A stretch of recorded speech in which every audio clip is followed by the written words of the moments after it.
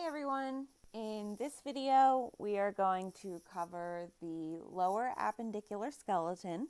We've already covered the axial and the upper appendicular, so that means that we are coming to a close on the skeletal system. We're going to start with the pelvis and then work our way down, going with the femur, tib, fib, and the foot. All right, so let's go ahead and start with the pelvis. I am going to go a little bit out of order just to give you some context first. So here we are on the first page, and I actually want you to look at this image down here. The pelvis is made of 3 different bones. The superior bone is the ilium. It's important that you spell ilium I-U-M, because if you go and spell it E with an E, that is referring to part of your intestines. So spelling is very important. So I just want to make that note there. So the ilium is going to be the top portion of our pelvis, which I've kind of outlined here. The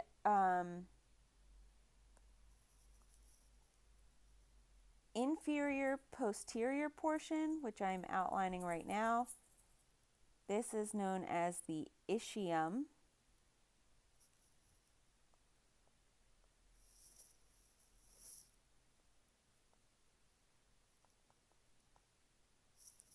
And finally, the inferior but anterior portion is the pubis. These are the 3 bones that make up the pelvis. All the other things that we're going to be labeling are going to be features of these bones. So let's go ahead and start labeling.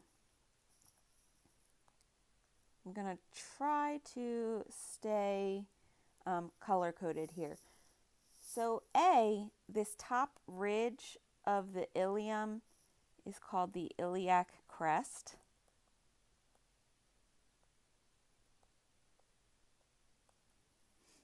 And where the ilium meets your tailbone or your sacrum is the sacroiliac joint.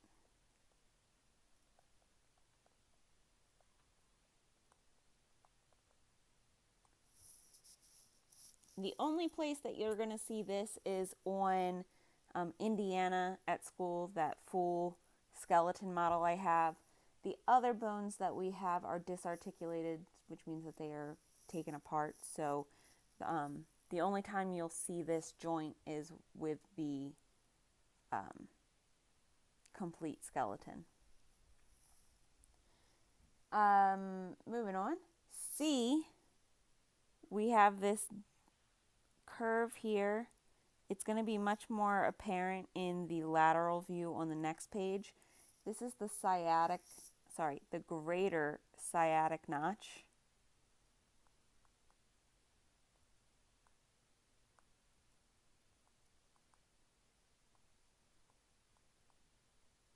This is going to be the first notch where your sciatic nerve runs against. Okay. From there, we have D. On the front of your iliac, there's a bump here. There's actually 4 bumps on the iliac that we call spines. These spines are conveniently named for their location. It's a long name, but as long as you can figure out where it's located, you know what to call it. So for example, this one here that I've already highlighted that D is pointing to, it's on the front, which is anterior. It's at the top, which is superior. It's on the ilium, so we're going to say iliac, and then the bump, we're going to call it a spine. All that put together, it's the anterior superior iliac spine. When it comes to reading articles, like if you read anything to do with orthopedics or PT or really that's sports med related, if they're talking about the anterior superior iliac spine, they're going to write it as ASIS. That's kind of its, I guess, acronym. We have another spine just below it, which is inferior. So this is going to be our anterior inferior iliac spine, which is AIIS.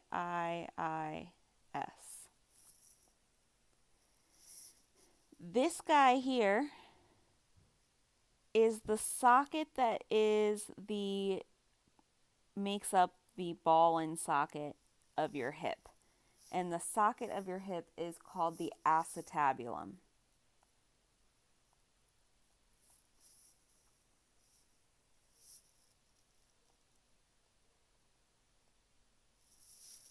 This location is where the head of the femur is going to fit. Even though I wrote it in blue, which is the ilium, all three of these bones are going to help make up the acetabulum. I'm going to go ahead and switch colors here. G, I lied. I'm not switching colors yet. G, which is this hole here, we know foramen is our term for hole. This is our obturator foramen. And finally, between the two pubis bones, you have this connector here, which is called the pubic symphysis.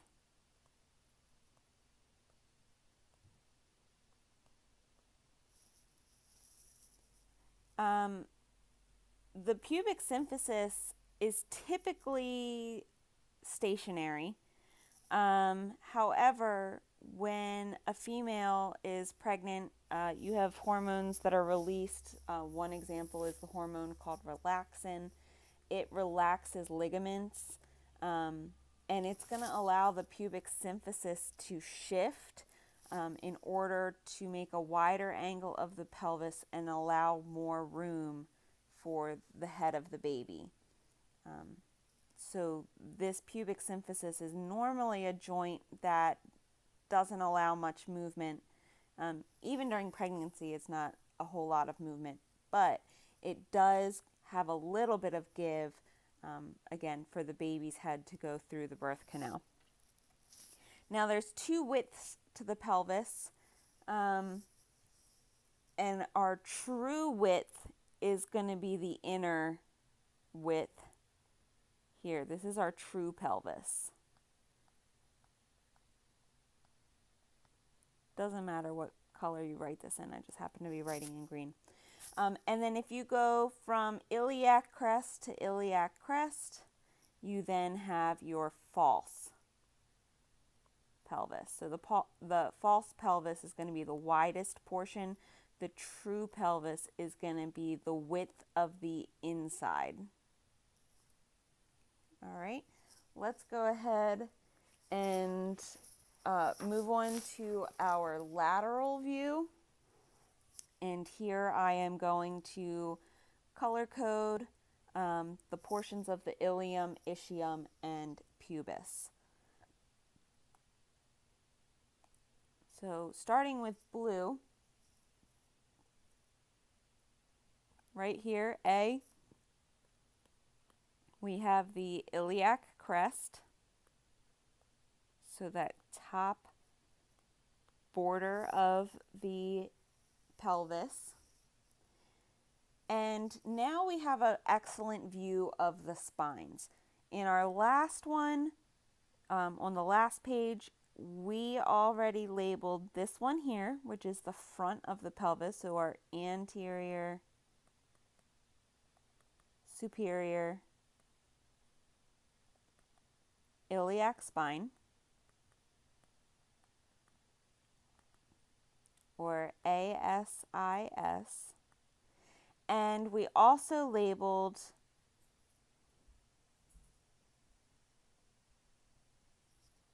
this one right here, which is the anterior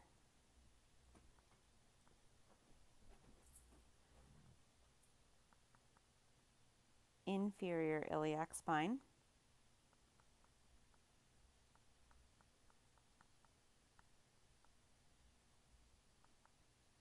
or AIIS.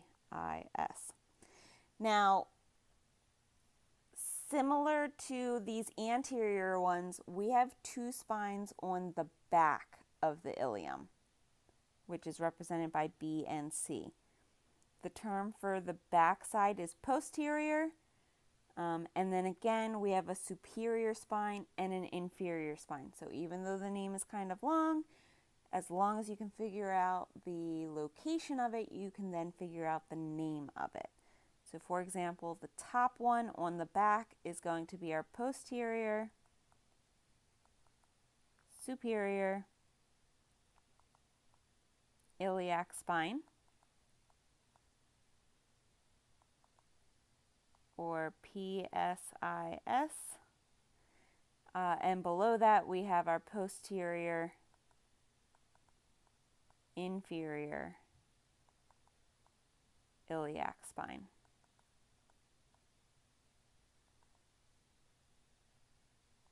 Or PIIS. Okay. That covers our ilium features. Let's go ahead and switch colors. I'm going to switch to red for our ischium features. We've got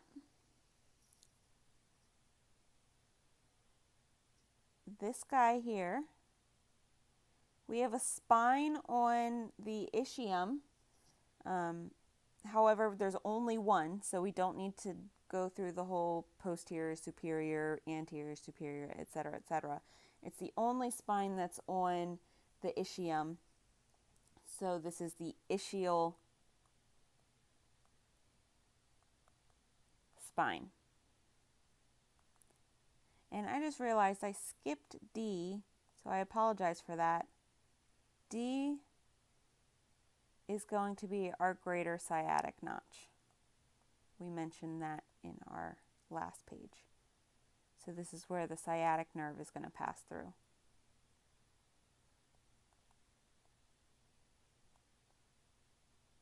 Okay, back to red.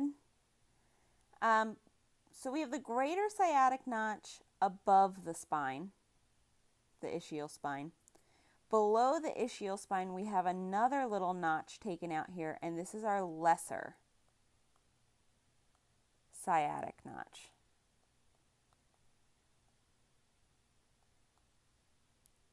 So to tell, you're just looking pretty much on size. The larger notch is going to be greater, the smaller notch is going to be lesser.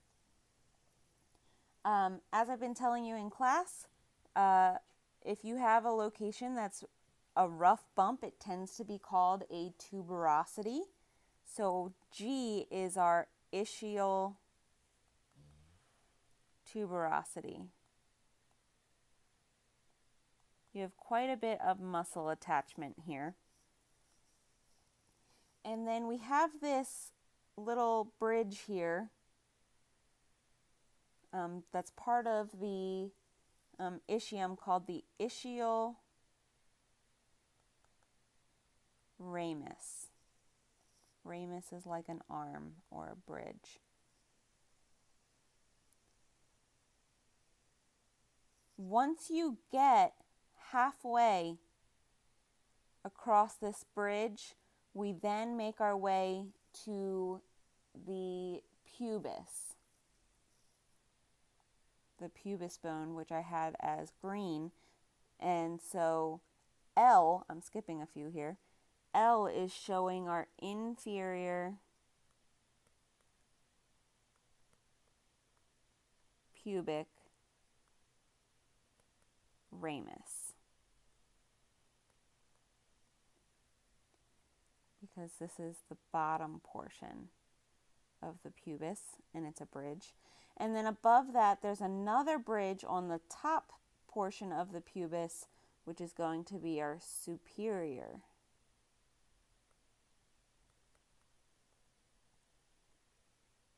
pubic ramus.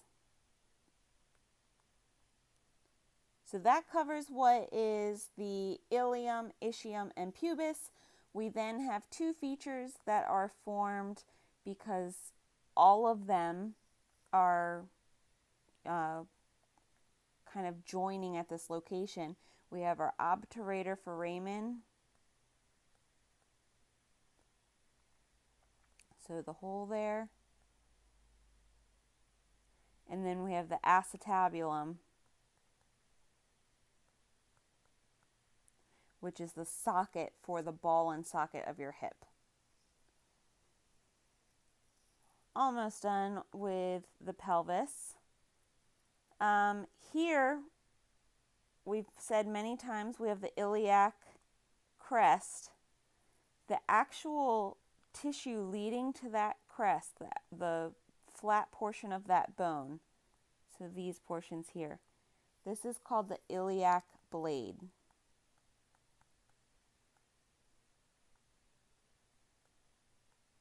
And when you hold just one half of the pelvis, you'll see that the iliac blade kind of represents an axe blade.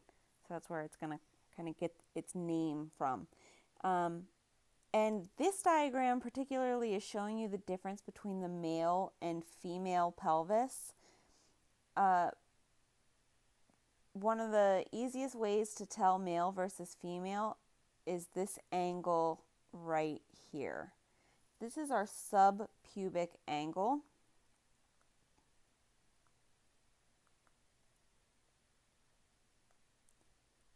And if you're looking at a male pelvis, that angle is going to be less than 90 degrees.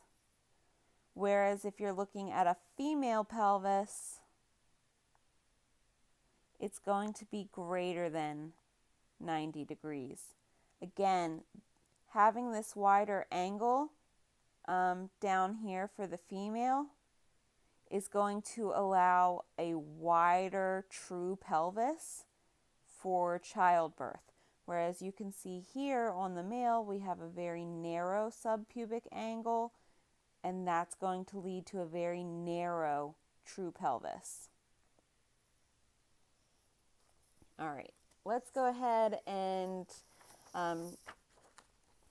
I guess move inferior to the pelvis.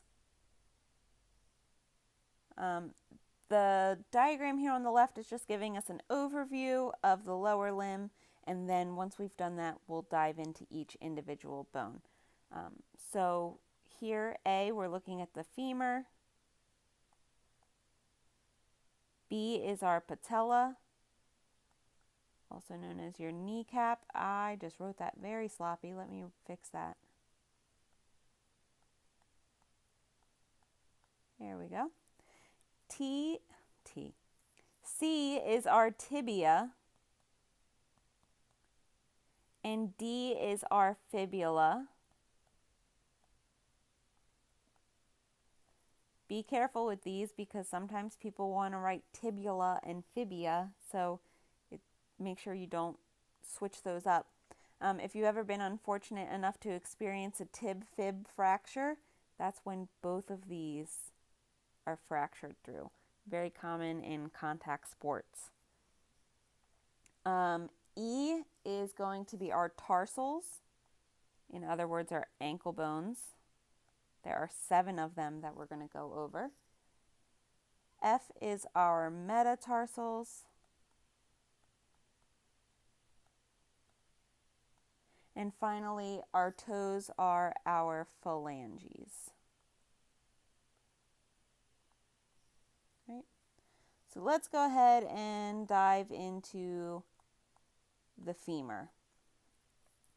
Very similar to the humerus, which is your upper arm and how it connects with the shoulder girdle so that you have a very large range of motion with your arm. The head of the femur is going to fit into the acetabulum of the pelvis so that you have a large range of motion. It's one of those ball and socket joints. You have two large bumps towards the top of your femur. This one here is just the anterior view on the left-hand side. This is the anterior. Right-hand side is posterior view.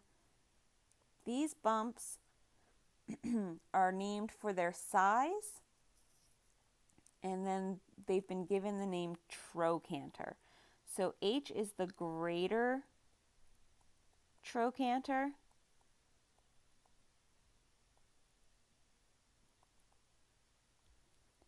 and M is the lesser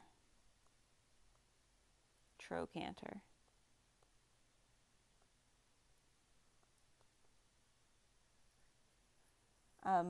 I don't know if this helps you, but a canter is a type of walk.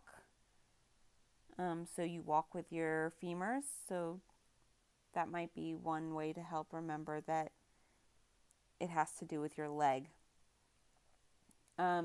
Just like your head, it needs to be supported by a neck, so that's what J is showing. And it's not really going to be clear on the models.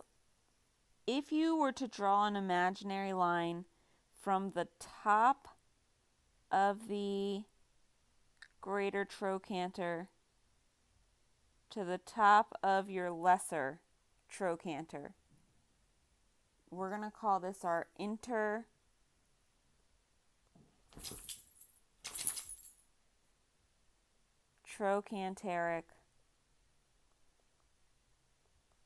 line. Intertrochanteric line. On the posterior side, you have this large lip. This is very obvious on the models. This is our intertrochanteric ridge.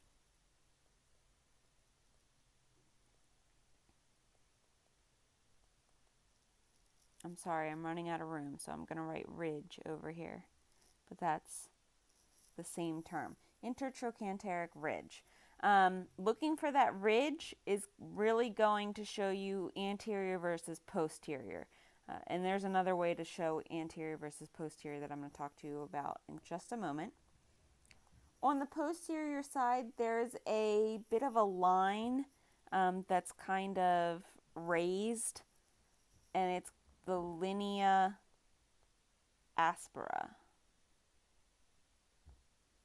Right, so this line here, and it's, if you run your finger over it, it's raised on the model. If we look at the bottom, we have four features here of our femur, and the best way to know which is to look for the head to know if you're looking at the inside of the leg or the outside. Let me explain. The head of your femur is medial. That means that the features on the same side as the head are also going to be called medial. So Q is going to be our medial epicondyle, and R is going to be our medial condyle. So R is the condyle, Q is showing you above the condyle, epi meaning above. If we look at the opposite side of where the head is, so this side here, this is our lateral side. Again, we're going to have our lateral epicondyle.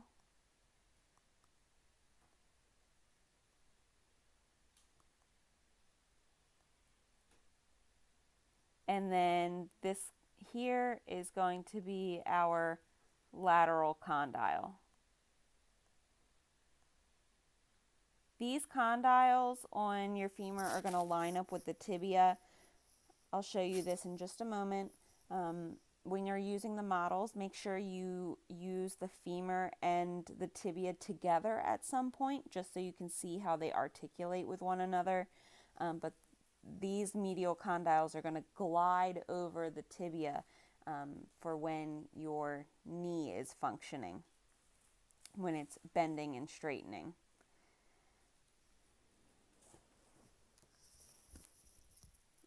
Finally, on this page, we have our patella,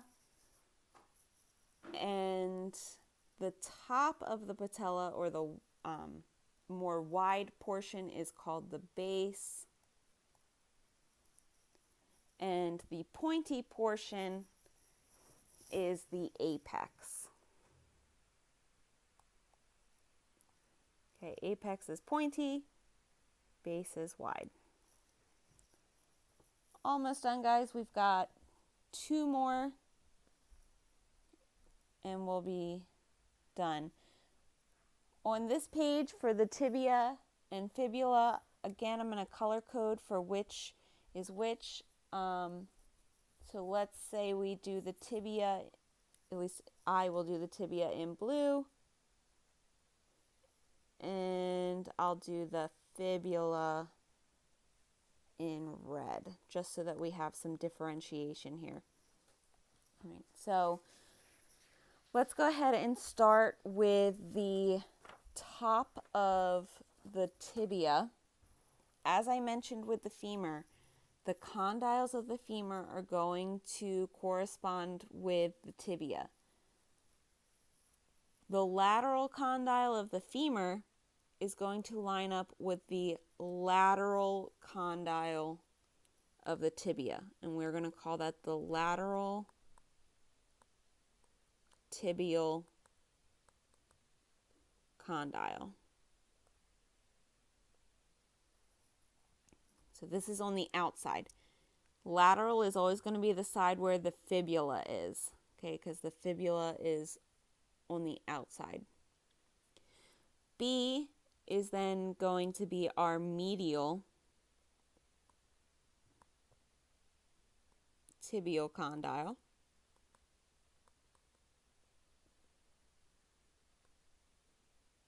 And this is towards the inside. The bump on your tibia that you can feel, it's just the bump just below your knee. When you test for reflexes, the doctor will hit just above it for the knee jerk test. This is called your tibial tuberosity.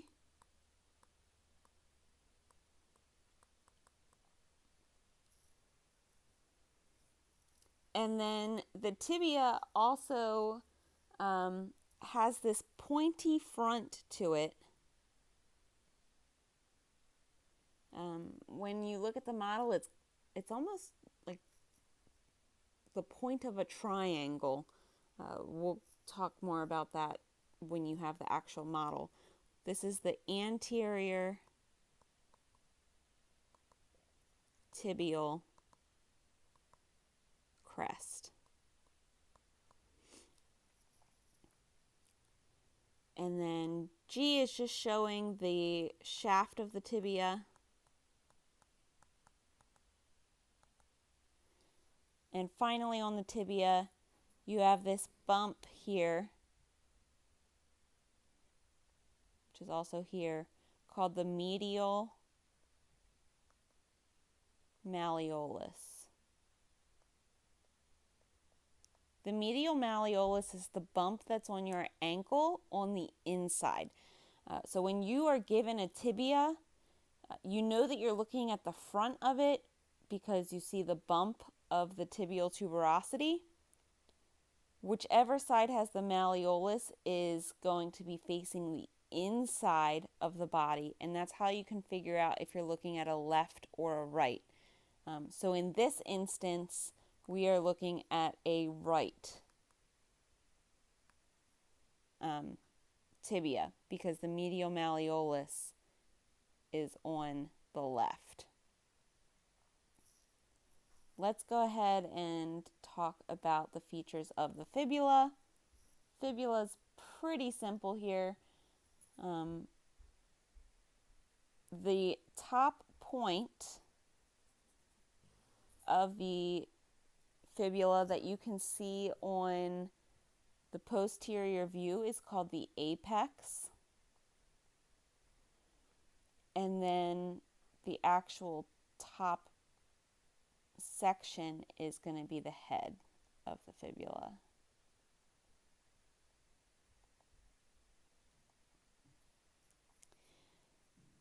The fibula has a shaft because it's a long bone, so shaft of fibula. And then the outer bump of your ankle is going to be made by this feature on the outside, so our term is lateral malleolus. So the bottom portion of your fibula is the lateral malleolus. Right? All we have left now is the foot. So let's go ahead and cover the foot. And that's going to also include your 7 tarsal bones or ankle bones.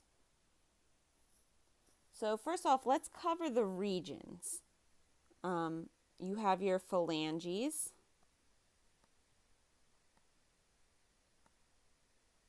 which are your toes, just like how the phalanges of your hand are your fingers. The bones directly against your ankle bones are called your metatarsals.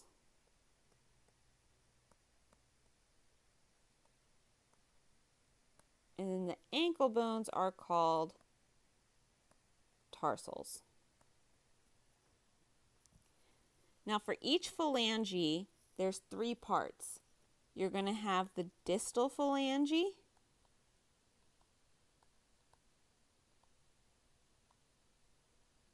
so the top, distal meaning furthest from the body. B is the middle phalange.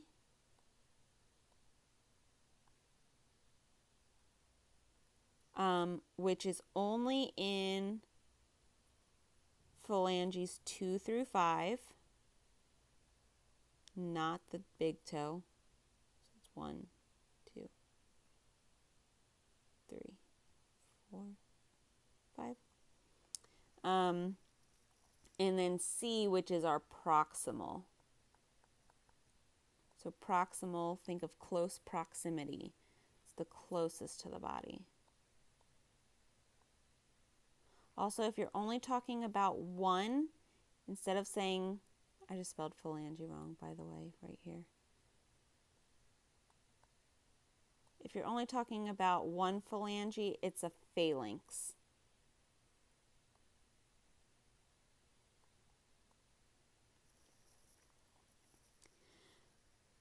Just like your hand, each metatarsal is going to have a head,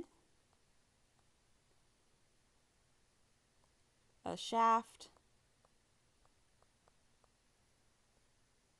and a base. And now is when we get to our 7 tarsal bones. So we are going, or I at least am going to color code these. You have 3 cuneiforms, right? G is going to be our first. It's on the inside, so you might also call it the medial cuneiform.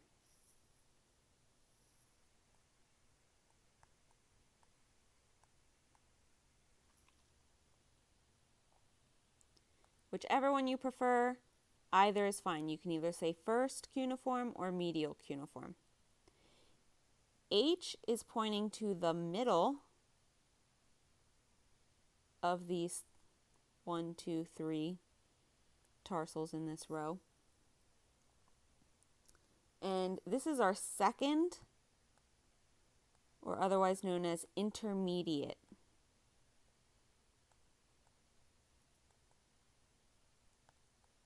cuneiform. Again, you can either say second or you can say intermediate. Either's fine.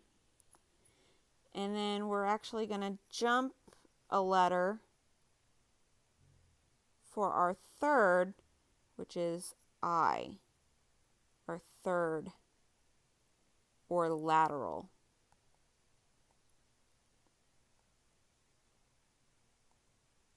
cuneiform.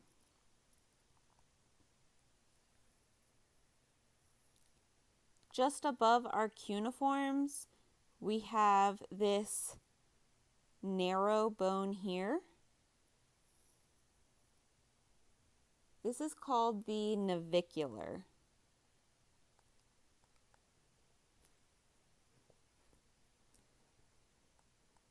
So personally, I just think of navicular, narrow. On the side, let's see if my colors will switch here. We have this bone here. It's kind of cube shaped, which is why it's called the cuboid.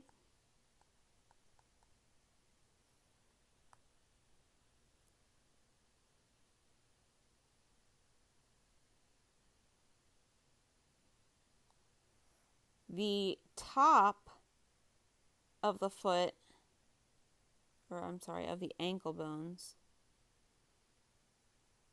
is the talus. And if you look at the talus from the side, you'll see how it kind of arches up.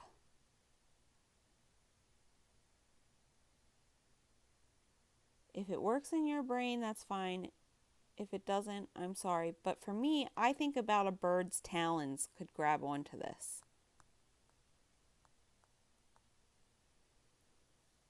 And then finally,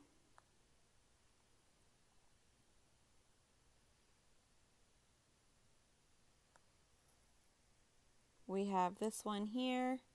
This is the large one that makes up your heel, which is known as the calcaneus.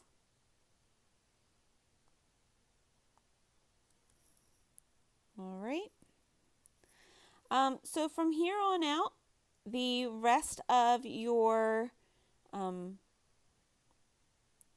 labels on this page are consistent. So, for example, M will always be calcaneus. So I highly recommend that with these here, you go through and take the time to color code these. But for the sake of the video, I'm going to go ahead and end here so that I am not talking your ear off even more than I already have. Right, so again, this finishes up the skeletal anatomy. We're going to practice in class with the models, but make sure that you have taken your notes on not just the anatomy, so the labels, but whenever I make notes about how to help you remember something, or if I give you a particular function or description, you're taking notes on that as well. Because for each grade that you get, it's 1 point for the anatomy, but it's another point for having those physiology notes. All right? And that's it, guys.